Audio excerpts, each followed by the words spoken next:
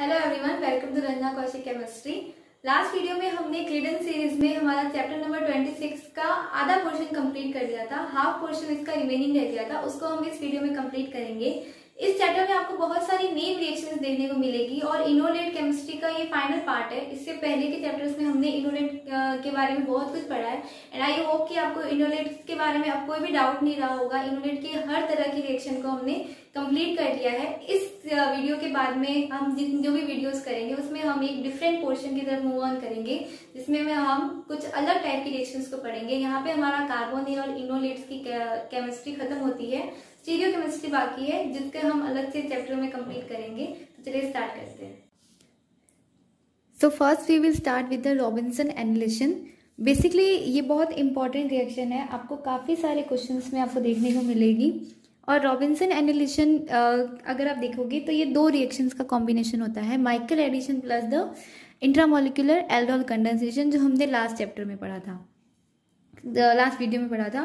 तो देखो, सबसे पहले माइकल एडिशन रिएक्शन करवाएंगे। क्या होती है माइकल एडिशन रिएक्शन? जिसमें हम एक माइकल एक्सेप्टर लिगेंड लेते हैं, जैसे कि अल्फा बीटा अनसेचुरेटेड आपके कार्बोनिल्स हुए, ठीक है, और साथ में लेते हैं आपका कोई भी normal ketone in the presence of base. In presence of base यहाँ पे क्या करेगा, यहाँ से ये प्रोटॉन रिमूव होगा और यहाँ पे एक इनोलेट आपका ये जनरेट हो गया, ठीक है, ये आपका इनोलेट जनरेट हुआ। अब ये इनोलेट जो जनरेट हुआ है वो क्या करेगा, आपके इस माइकल एक्सेप्टर के साथ में रिएक्शन करेगा। इसने ये यहाँ पे आया और ये आपका डबल बॉन्ड गया यहाँ पे, ये डबल बॉन्ड यहाँ और ये यहाँ। तो देखो क्या बनेगा, यहाँ पे डबल बॉन्ड O एंड यहाँ पे ये पूरी चेन अटैच हो जाएगी, ये यहाँ पे O नेगेटिव, ये डबल बॉन्ड, ठीक है। अब देखो, जो हमारा बेस के साथ में हाइड्रोजन गया था, ये प्रोटॉन फिर से इस डबल बॉन्ड पे अटैक कर देगा और जो आपको फाइनल कुछ इस तरह का मिलेगा, डबल बॉन्ड O एंड यहाँ पे ये जो आपकी चेन अटैच हुई है वो कुछ इस तरह से अटैच हो जाएगा, ठीक है। तो ये तो हुआ हमारा फर्स्ट स्टेप, जहाँ पे हमारा माइकल एडिशन हुआ। अब देखो सेकेंड स्टेप में जो आपका फिर से अब इंट्रामोलिकुलर एल्डोल रिएक्शन होगी, जिसमें हमारा जो बेस है, अब ये फिर से आपका इनोलेट फॉर्म करेगा। कहाँ पे फॉर्म करेगा? यहाँ पे इनोलेट की फॉर्मेशन होगी। क्यों होगी ये सब मैंने आपको पहले भी पढ़ा चुकी हूँ, यहाँ पे मैं रिवाइज नहीं करूँगी, ठीक है। इनोलेट यहाँ पे फॉर्म हो रहा है, डबल बॉन्ड ये O नेगेटिव, ठीक है। अब नॉर्मली इंट्रामोलिकुलर एल्डोल रिएक्शन कैसे होती है, ये हमारा यहाँ पे गया इस कार्बन सेंटर पे और आपको एक रिंग लाइक स्ट्रक्चर देखने को मिलेगी, ये हमारा प्रोडक्ट हुआ, जिसमें आपको यहाँ पे रिंग लाइक स्ट्रक्चर और ये यहाँ पे हमारा मिथाइल ग्रुप NOH, ठीक है। फिर ये जो प्रोटॉन है यहाँ से रिमूव होगा और आपको जो फाइनल प्रोडक्ट मिलेगा वो आपको कुछ इस तरह का देखने को मिलेगा। तो ये आपका पूरा रॉबिन्सन एनिलेशन रिएक्शन हुई, समझ गए। पहले आपकी जनरल माइकल एडिशन रिएक्शन होगी, जिसमें आप अल्फा बीटा अनसेचुरेटेड कार्बोनिल लेंगे, इसने रिएक्शन की, आपका जो प्रोडक्ट बनेगा उसमें देखो एक ही प्रोडक्ट के अंदर, क्योंकि दो कीटोन्स है और बेस प्रेजेंट है, इसलिए यहाँ पे क्या हो जाएगा, आपका इंट्रामोलिकुलर एल्डोल कंडेंसेशन रिएक्शन हो जाएगा। इसमें एल्कीन की फॉर्मेशन, डबल बॉन्ड यहाँ पे फॉर्म होगा, इस तरह का इनोलेट फॉर्म होगा। क्यों होगा वो मैंने आपको डबल बॉन्ड की और इनोलेट की रिएक्टिविटी एक्सप्लेन कर दी थी। तो यहाँ तक क्लियर हुआ। Next is the डार्जन reaction. डार्जन reaction में हम बेसिकली हेलो एस्टर लेते हैं और एक कीटोन लेते हैं in the presence of any base, कोई थोड़ा सा वीक बेस भी आपको चलेगा। अब देखो सबसे पहले यहाँ पे क्या हो जाएगा आपका, क्योंकि बेस हमने यूज किया है तो यहाँ पे आपका एक enolate like type structure form हो जाएगा, O negative double bond OM, ठीक है। अब ये क्या करेगा, आपका जो कीटोन है उसके साथ में रिएक्ट करेगा और आपको कुछ इस तरह से यहाँ पे कंपाउंड मिलेगा, Cl सिंगल बॉन्ड, ये CO2Me और यहाँ पे आपके दोनों अटैक हो गया, ठीक है, यहाँ पे एडिशन हो गया। अब देखो जब ये एडिशन हुआ तो ये फिर से यहाँ पे अटैक करेगा और एक तरह से हेलोजन यहाँ पे रिमूव हो जाएगा। अब ये हेलोजन रिमूव हो गया तो आपको एक कैसा प्रोडक्ट मिलेगा, final product epoxide ring type आपको फाइनल प्रोडक्ट मिलेगा डायवर्जन रिएक्शन में। जनरल नॉर्मल रिएक्शन है आपकी, इनोलेट केमिस्ट्री की बेसिक रिएक्शन में काउंट होती है डायवर्जन रिएक्शन। तो इस तरह का आपको एक एपॉक्साइड टाइप स्ट्रक्चर देखने को मिलेगा। Next is cross ester condensation. देखो क्रॉस एल्डोल कंडेंसेशन हमने पढ़ा था, उसी की तरह से हमारा क्रॉस एस्टर कंडेंसेशन भी होगा।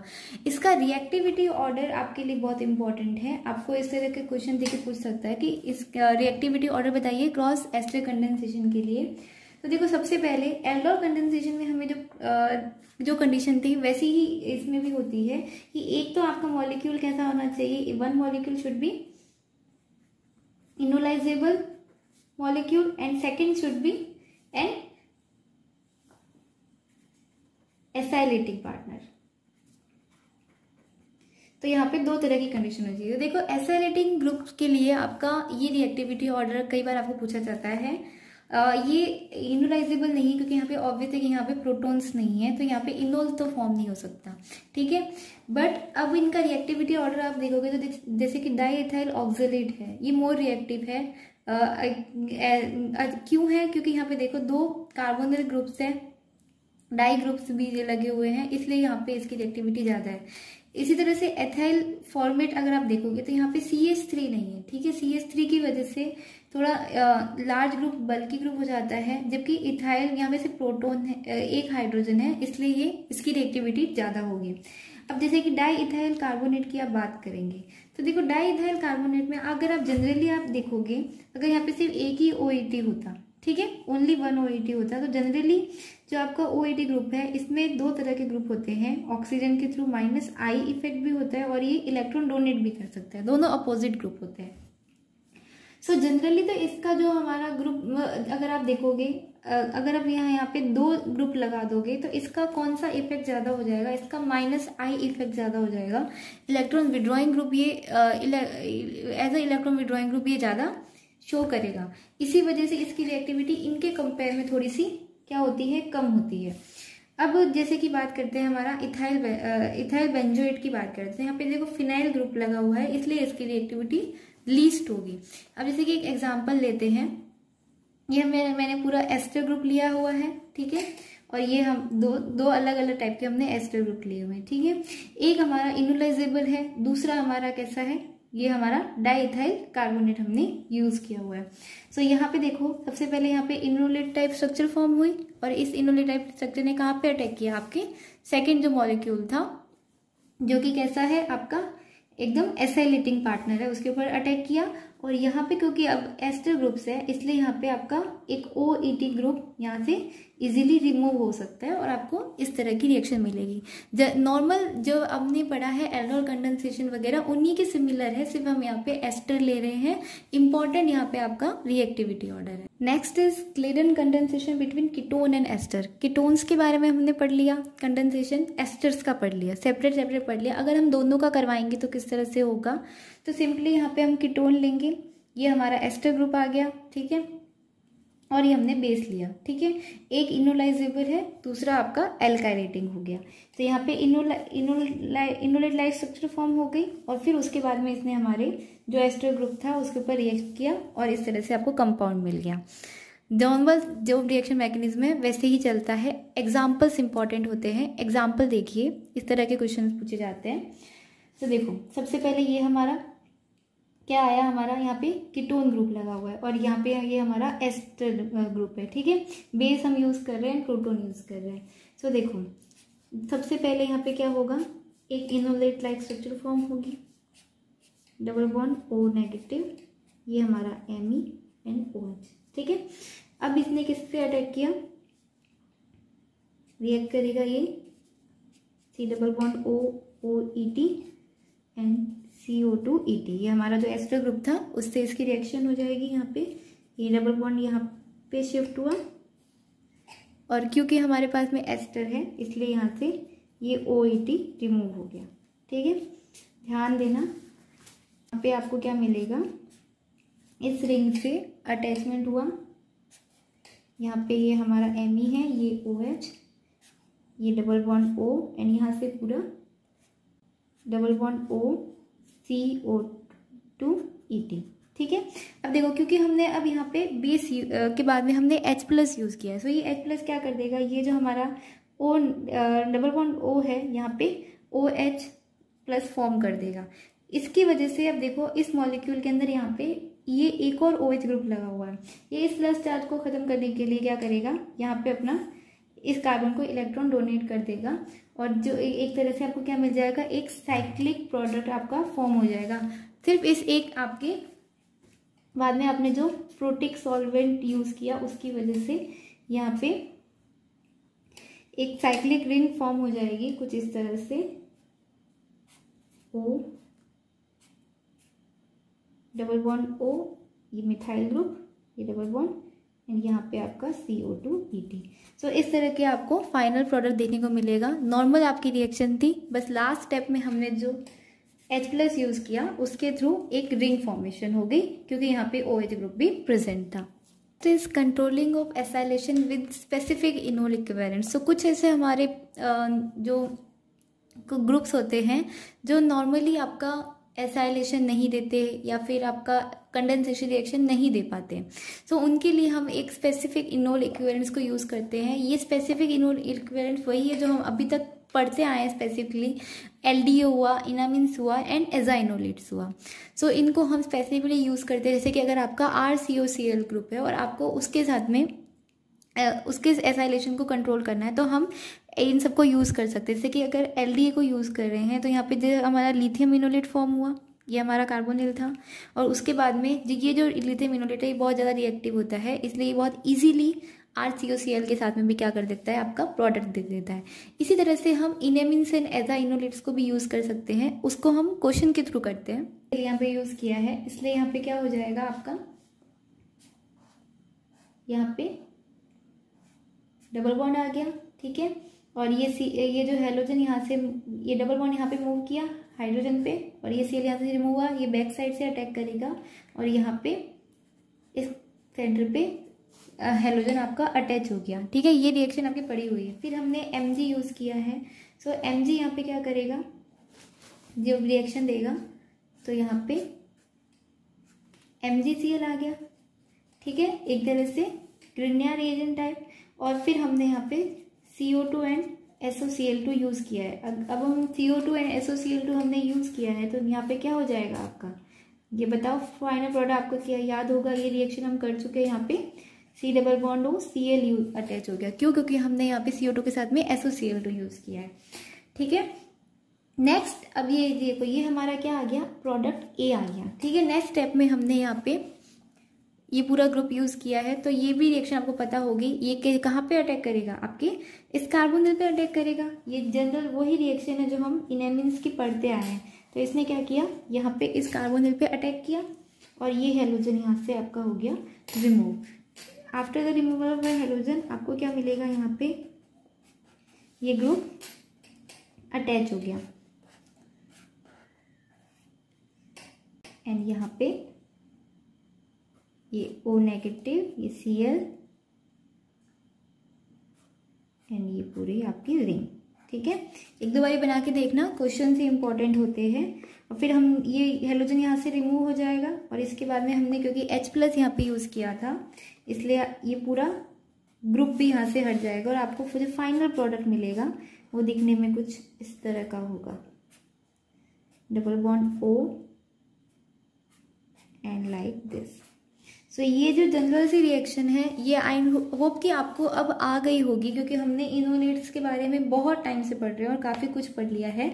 अब ये आपको इजीली समझ में आने लग गया होगा। अब इसका एक और नेक्स्ट एग्जांपल देखते हैं। देखो सबसे पहले हमने क्या यूज़ किया है, NMe2NH2। तो ये यहाँ पे क्या करेगा, एक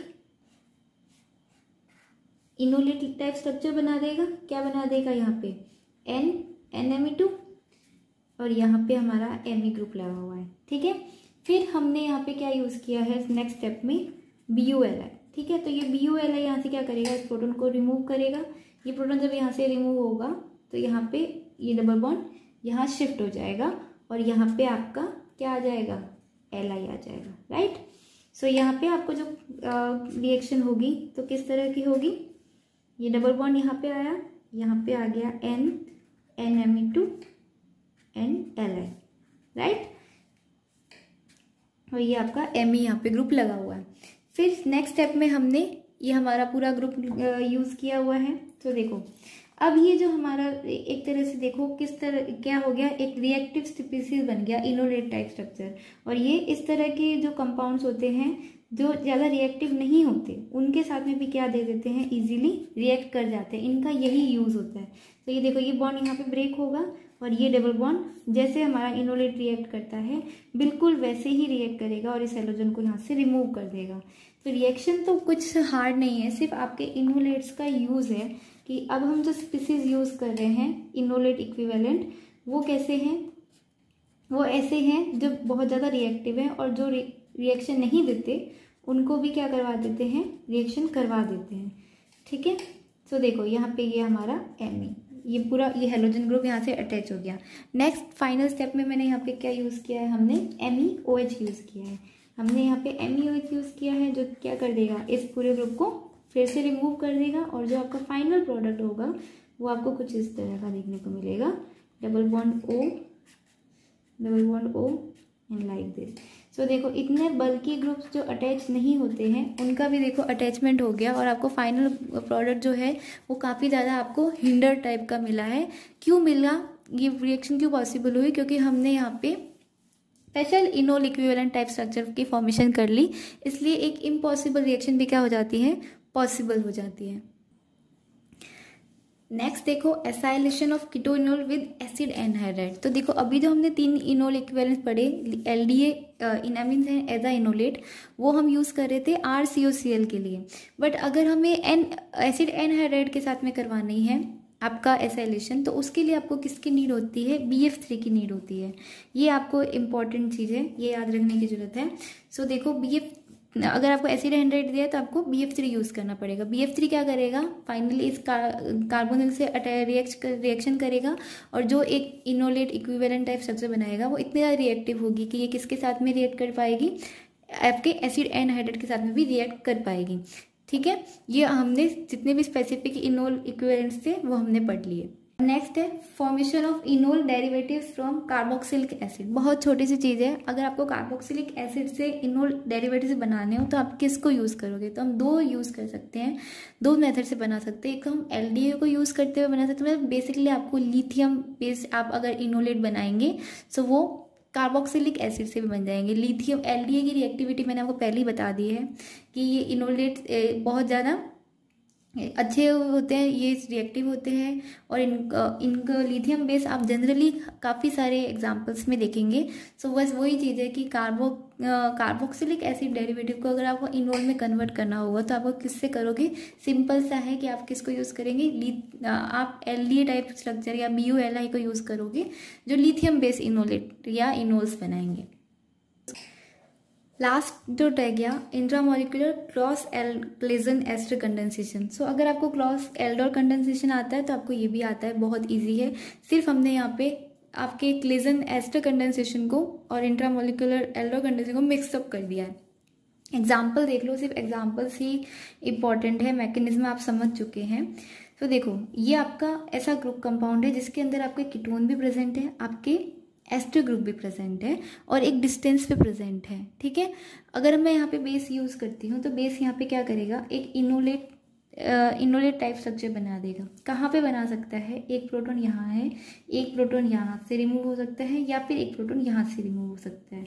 अब आपको कंपेरेटिवली चेक करनी है कि कहाँ से इनोलेट फॉर्म होगा जो बोथ रिएक्टिव भी होगा और स्टेबल भी होगा। तो आपको पता है कि 5 या 6 मेंबर रिंग ही क्या होती है, स्टेबली फॉर्म होती है और प्रिफर होती है, इसलिए सिर्फ यहीं पे आपका क्या होगा, इनोलेट टाइप स्ट्रक्चर फॉर्म होगा। तो ये आपका इनोलेट फॉर्म हो गया और फिर एक डिस्टेंस के बाद में, क्योंकि यहाँ पे आपका क्या लगा हुआ है, एस्टर ग्रुप लगा हुआ है, इसलिए ये इनोलेट क्या कर लेगा, इससे रिएक्ट कर देगा और एक दो फ्यूज रिंग टाइप स्ट्रक्चर आपको दिखने को मिलेगी।